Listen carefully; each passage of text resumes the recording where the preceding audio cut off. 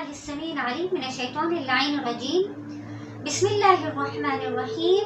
رب اشرح لي صدري ويسر لي أمري واحلل عقدة من لساني يفقهوا قولي. اللهم عجل لوليك الفرج عليه السلام.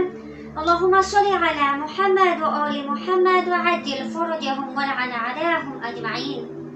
Respected viewers, Assalamu alaikum wa rahmatullahi ta'ala wa barakatuh.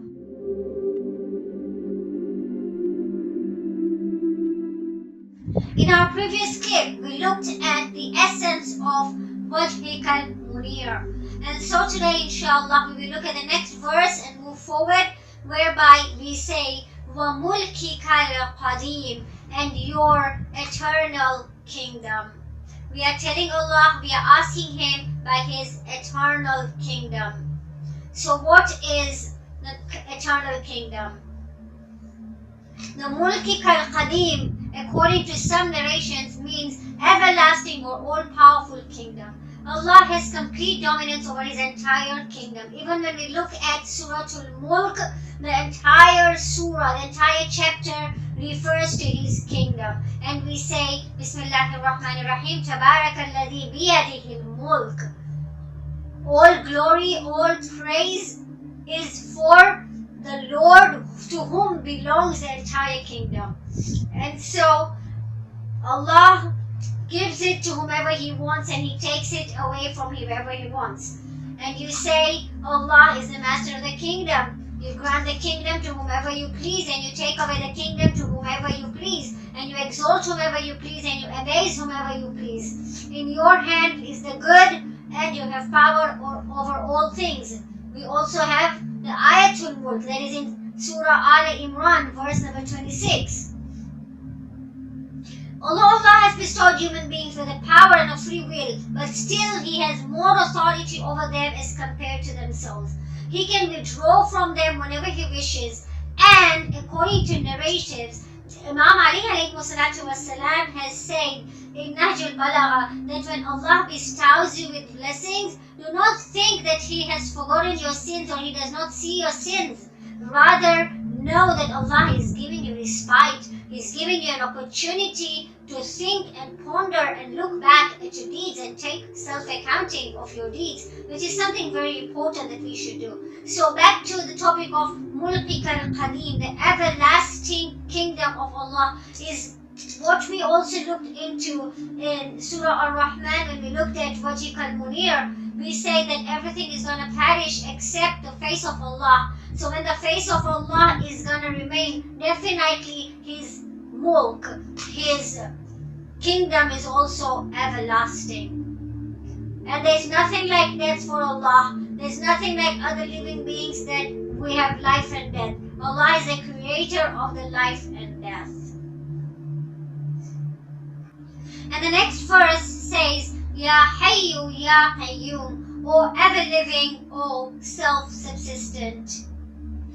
So when we are imploring Allah, we are asking Him by the fact that He is ever-living. Now when you look at the trend of the previous lines, we have told Allah that He is, we are imploring Him by His everlasting face, we are looking at His everlasting kingdom, and now we are saying Him Himself, He is everlasting, He is Hayy, He is ever-living, He is Qayyum, He is ever-subsistent.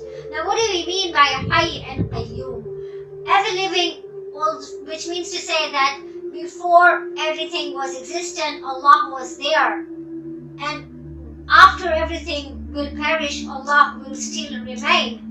And Qayyum is self-subsistent, which means to say even before there was anything, Allah did not require anything or anyone to take care of Him and to nurture Him. In fact, He is the Rabb, He is the nurturer, He is the one who nurtures even before. Now what does Rabb mean? Let us look at Rabb for a brief moment.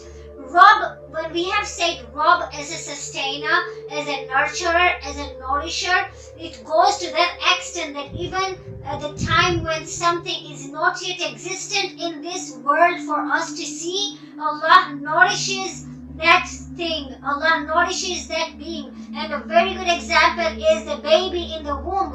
Allah is the Rabb, the sustainer. The parents will feed the child when the child is born. The Rabb feeds the child when the child is yet in the womb. That is the sustainer. And that is the Lord who is self-subsistent. When nothing existed, Allah was there. When nothing will exist, Allah will be there, and Allah does not need anything or anyone to look after Him. He is Qayyum, self-subsistent. And we can look at that, a very good example, a very good definition of Hayy and Qayyum will be Surah Al-Ikhlas, also known as Surah Al-Tawheed, where Allah says, Bismillahir Rahmanir Rahim, Qul huwallahu ahad. Say He, Allah is unique. Allahu Samad. We cannot say one for Allah, because when we are saying one, it means there can be two. So Allah is unique. Qul huwallahu ahad. There is none like Him. Allahu Samad. Allah is independent. He doesn't need anything or anyone. Lam yalid wa lam yulad. Neither does He beget, nor is He begotten. Which means to say, neither does He give birth, nor did anyone give Him birth. وَلَمْ يَكُنْ لَهُ كُفُوًا أَحَدٌ. And He is ever compassing over all things. Kufuwan ahad. There is no equal to Him. He is totally unique. He is totally disattached from everything and everyone. وآخر دعوانا عن الحمد لله رب العالمين والسلام عليكم ورحمة الله تعالى وبركاته. اللهم عاجل لوليك الفرج عليه السلام.